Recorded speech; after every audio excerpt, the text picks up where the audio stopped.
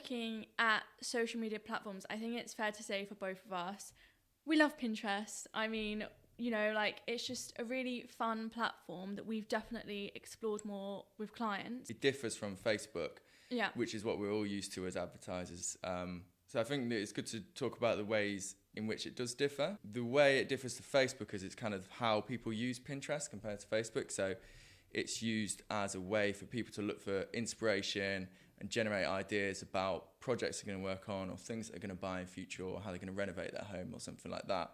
I think because people spend so much time researching on the platform, we always advise clients to have a lot more patience on the platform when it comes to paid ads, because you're not going to get the quick wins like you do perhaps with Facebook and Instagram. And so we recommend, because of this longer conversion window, having that 28-day post-view and engagement attribution window just to account for this, don't we? Yeah, that's like a main difference between that and the other channels, like the length of time you can attribute a sale to in the past.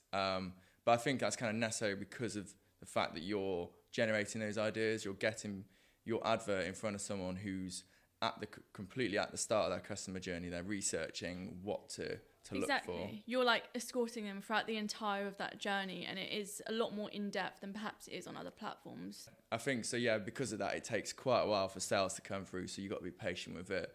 And then I think another consideration is the creative that you put out on Pinterest. Definitely. At the end of the day, Pinterest is a major lifestyle platform, and people take a lot of time on Pinterest curating the ideal lifestyle for them. So I think when they're looking through pins, an ad can, you know, it can stick out like a sore thumb, or it can really catch someone's eye because it looks really attractive for them. We always recommend taking a lifestyle outlook when it comes to the creative, just because you do want it to blend in seamlessly to the platform, and you want to make it really aesthetically pleasing, because in the day, that's what they're looking for. Yeah. But also, with paid ads on Pinterest, it's important to add key branding, just to make it clear who you are and what you're promoting. You know, you don't want to lose that aspect of being an actual ad. Because when people the way they'll see the ad is they'll be scrolling on their phone and they'll have like pins coming up, and then they'll see your advert just fit in with the pins really nicely. But I guess the difference is that they need to see as a user is like the fact it's branded, what the brand logo is. They'll need to have the call to action on the lifestyle photo, so that kind of makes a difference. So they know what to do if they are interested, and then it takes them through, it opens up the pin, and then you can click through that way.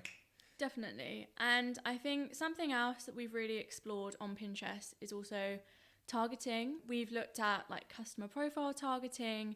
So that's essentially building the ideal profile of a consumer for the brand, isn't it?